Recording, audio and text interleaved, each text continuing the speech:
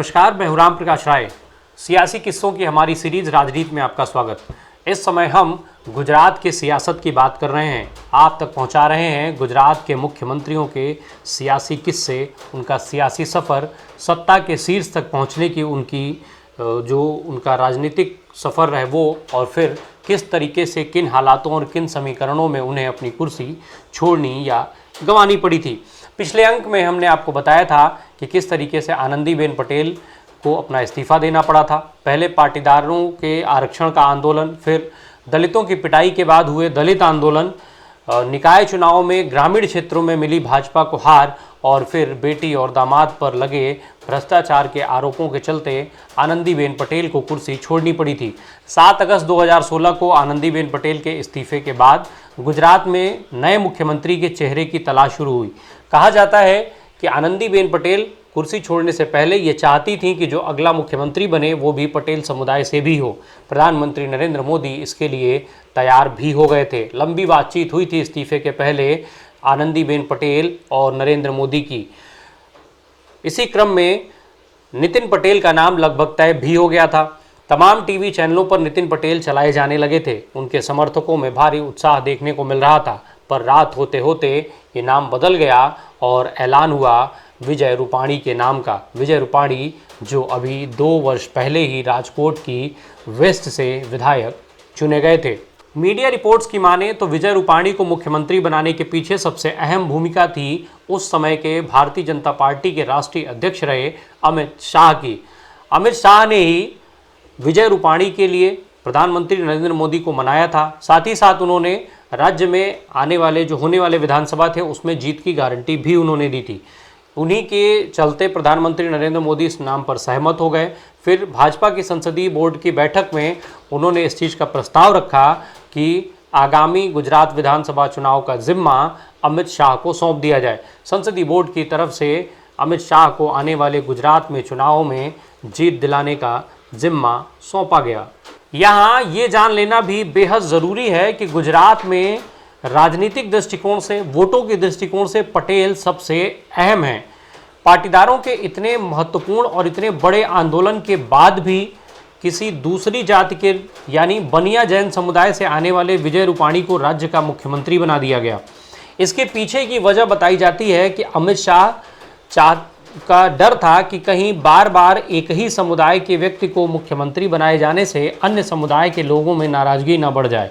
इसके साथ ही 2017 में होने वाले विधानसभा चुनाव के समय पर पार्टी जिस ध्रुवीकरण की बात कर रही है या जिस ध्रुवीकरण का माहौल तैयार करने में लगी हुई है, वैसा माहौल अन्य जातियों की नाराजगी के बाद न बन पाए। इसी के चलते वोटों के लिहाज से कमज़ोर माने जाने वाली बनिया जैन समुदाय के नेता विजय रूपाणी को मुख्यमंत्री बना दिया गया। विजय रूपाणी को अमित शाह का करीबी माना जाता था कि अमित शाह और विजय रूपाणी एक दूसरे के बेहद नज़दीक थे। अमित शाह जिस वक्त सोहराबुद्दीन एनकाउंटर मामले में गुजरात से निर्वासित थे, वो दिल्ली में रह रहे थे।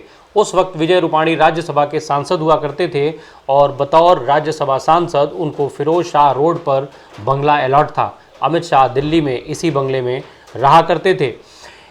अमित शाह से नज़दीकी के चलते ही रूपाणी वजूभाई वाला की खाली की हुई राजकोट वेस्ट की सीट से उनको चुनाव लड़ाया गया। इस चुनाव में उन्हें बेहद आसानी से, बड़े अंतर से जीत हासिल हुई। इसके कुछ ही समय बाद जब आनंदीबेन पटेल के कैबिनेट में विस्तार हुआ तो उनको कैबिनेट मंत्री बनाया गया। न केवल कैबिनेट मंत्री बनाया गया बल्कि परिवहन, जल सप्लाई, श्रम जैसे बड़े और महत्वपूर्ण विभागों का जिम्मा भी सौंपा गया। इसके अलावा साल 2016 में जब बतौर भारतीय जनता पार्टी के गुजरात प्रदेश के अध्यक्ष आरसी फाल्दू का कार्यकाल खत्म हुआ तो उसके बाद विजय रूपाणी को भाजपा प्रदेश अध्यक्ष बना दिया गया। शाह उन्हें लगातार आगे बढ़ाने का काम कर रहे थे। कैसे शुरू हुआ था विजय रूपाणी का ये राजनीतिक सफ़र, नज़र डाल लेते हैं। दरअसल विजय रूपाणी का जन्म 2 अगस्त 1956 को म्यांमार यानी तब के वर्मा में हुआ था। उसकी राजधानी रंगून, जिसे अब यंगून के नाम से जाना जाता है, वहाँ पर इनका जन्म हुआ था। इनके पिता जो थे वो वहाँ पर कारोबार करते थे। साल 1960 में जब वर्मा में राजनीतिक अस्थिरता हुई तो उसके बाद वो फिर वहाँ से वर्मा छोड़ करके और गुजरात आकर के बस गए। फिर वहाँ पर उन्होंने कारोबार की शुरुआत की। विजय रूपाणी ने पहले बीए और फिर उसके बाद सौराष्ट्र यूनिवर्सिटी से अपने एलएलबी की पढ़ाई पूरी की, वकालत की पढ़ाई पूरी की। फिर वो अखिल भारतीय विद्यार्थी परिषद के साथ जुड़ करके छात्र राजनीति में सक्रिय रहे। बाद में वो अपने पिता के कारोबार में भी लग गए, उनके साथ वो सक्रिय हुए, बतौर शेयर ब्रोकर वो काम करते रहे। आप फिर आगे चलकर वो आरएसएस के साथ जुड़े। 1971 में वो जनसंघ से जुड़ गए। जब इमरजेंसी लगी देश में तो इमरजेंसी के दौरान वो 11 महीने तक भुज और भावनगर की जेलों में रहे। 1978 से 1981 तक उन्होंने बतौर आरएसएस के प्रचारक काम किया।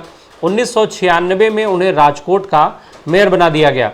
राजकोट को औद्योगिक केंद्र के रूप में विकसित करने में विजय रूपाणी का महत्वपूर्ण योगदान माना जाता है, जिसका इनाम उन्हें पार्टी ने दिया।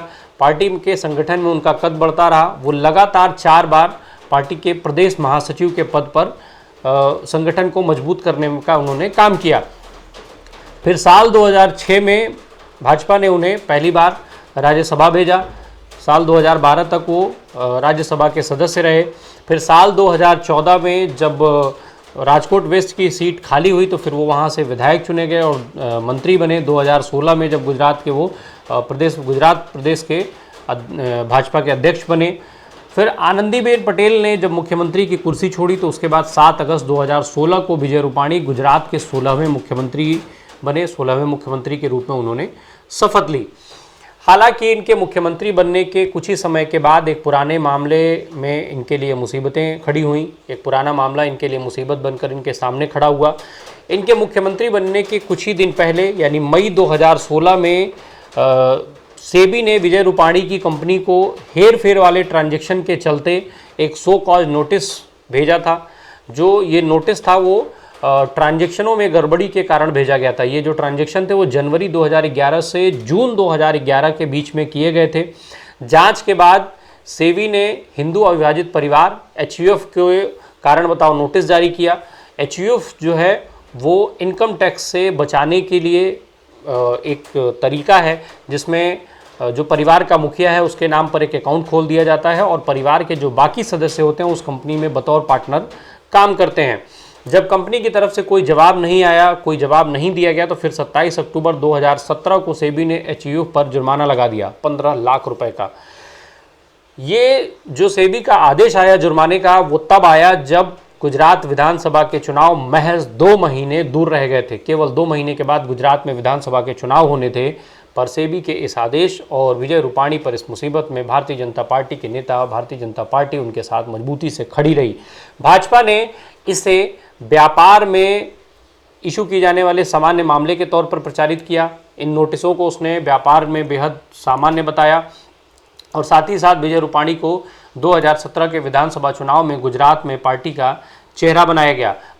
चुनाव हुए, जब चुनाव के नतीजे आए तो 182 सीटों के लिए गुजरात में ये चुनाव हुए। जब परिणाम आए तो भारतीय जनता पार्टी के हिस्से में 99 सीटें आई थी। हालांकि पिछले चुनाव के मुकाबले 16 सीटों का नुकसान पार्टी को हुआ था। वहीं कांग्रेस के खाते में आई थी 77 सीटें। ठीक वो 16 सीटें जो भारतीय जनता पार्टी की तरफ से घटी थीं वो कांग्रेस में जुड़ गई थी।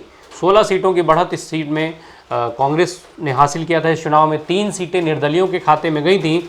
2 सीटें भारतीय ट्राइबल पार्टी यानी BTP के पास आई थी। वही BTP जो आजकल फिर चर्चा में है, जिसके मुखिया छोटू बसावा ने अभी हाल में आम आदमी पार्टी के साथ अपने गठबंधन को अरविंद केजरीवाल पर कुछ आरोप लगाते हुए तोड़ा है।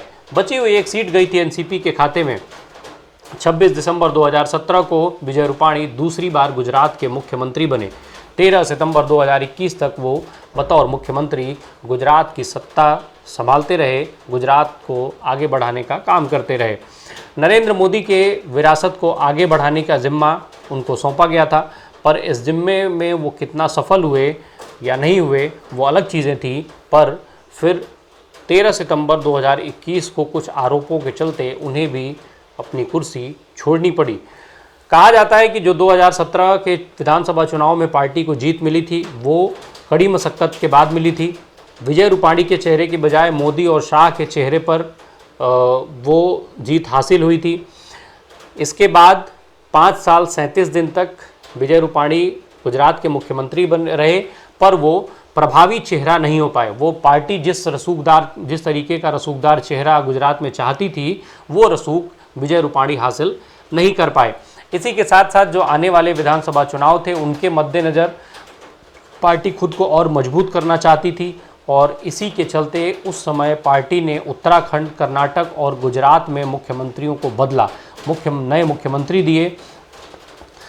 तब कई आरोप भी विजय रूपाणी के ऊपर लग रहे थे, कई कमियां उनकी बताई जा रही थी। इसमें सबसे बड़ा जो कई कारण गिनाए जाते हैं, उसमें कुछ जो प्रमुख कारण रहे, उसमें कोविड मैनेजमेंट में विजय रूपाणी को फेल होना भी बताया जाता है। कहा जाता है कि उस समय कोविड के नियंत्रण में ये फेल हो गए थे, कोविड पर नियंत्रण नहीं कर पाए। उस समय गुजरात से बड़ी संख्या में प्रवासी मजदूरों का पलायन हुआ, जिसको लेकर के सरकार की खूब किरकिरी हुई। फिर बाद में रोजगार भी वहाँ एक बड़ी समस्या बना। इसके साथ ही साथ जब विजय रूपाणी जिस समय मुख्यमंत्री थे, उस समय सरकार और संगठन के बीच में 36 का आंकड़ा चल रहा था। तमाम ऐसे मुद्दे रहे जिसमें सरकार और संगठन के बीच मतभेद रहे। विजय रूपाणी चूँकि बेहद शांत स्वभाव वाले नेता थे, वो शांति से अपना काम करते थे, पर उनकी ये जो शांति थी वो पार्टी में उनकी कमजोरी साबित होती जा रही थी। इसके अलावा उनकी सरकार पर नौकरशाही को हावी होना बताया जाता है कि नौकरशाही उनके सरकार के समय में हावी थी। साथ ही साथ जातीय जो समीकरण है, जो गुजरात जो उनके हटाए जाने के सबसे बड़े कारण के तौर पर जाना जाता है कि वो जाति समीकरण में फिट नहीं बैठ पा रहे थे। चूँकि गुजरात के चुनाव में पाटीदार सबसे महत्वपूर्ण है वोटों के दृष्टिकोण से, इसके बाद फिर दूसरे नंबर पर आते हैं ओबीसी, और तब फिर दलित और आदिवासी ये जो आते हैं वो महत्वपूर्ण भूमिका निभाते हैं गुजरात के चुनावों में और चुनाव के परिणामों में। 21 सितंबर 2021 को प्रधानमंत्री नरेंद्र मोदी ने वीडियो कॉन्फ्रेंसिंग के जरिए अहमदाबाद में विश्व पाटीदार समाज के सरदार धाम भवन का उद्घाटन किया। करीब 1 घंटे तक ये कार्यक्रम चला। मुख्यमंत्री विजय रूपाणी इस कार्यक्रम में मौजूद रहे। फिर 3 बजे विजय रूपाणी राज्यपाल आचार्य देवव्रत से मिलने राजभवन पहुंचे और उसके बाद इन्होंने अपने इस्तीफे की घोषणा कर दी। वहीं पर इन्होंने राज्यपाल को अपना इस्तीफा सौंप दिया, जिसके बाद गुजरात की सियासत में हलचल तेज हो गई। इस तेज हलचल में तमाम कयासों का दौर चला। नए नेताओं के नामों पर विचार होने लगा कि फिर नया मुख्यमंत्री कौन बनेगा। तमाम पुराने से लेकर नए नेता खुद को मुख्यमंत्री के तौर पर प्रोजेक्ट करने में लग गए, पर बाद में जो नेतृत्व ने फैसला किया वो नाम था भूपेंद्र भाई पटेल। भूपेंद्र भाई पटेल जो अब वहाँ पर मुख्यमंत्री हैं। बात अगले अंक में होगी, पर अब जब उनको विजय रूपाणी को चेंज किया गया, फिर चुनाव की तैयारियां शुरू हुई। पार्टी फिलहाल चुनाव की तैयारी में लगी हुई है। इसी साल के अंत में गुजरात में विधानसभा के चुनाव होने हैं। देखना ये होगा कि बदले हुए चेहरे, बदले हुए निजाम और निजाम के चेहरे के साथ भारतीय जनता पार्टी गुजरात में क्या नए समीकरण बनाती है, और जो जीत है वो किस तरीके से उस जीत को पुराने रिकॉर्डों से मैच करा पाती है, या फिर गुजरात की सियासत में कुछ बदलाव देखने को मिल सकते हैं। मिलेंगे अगले अंक में, फिर बने रहिए हमारे साथ। धन्यवाद।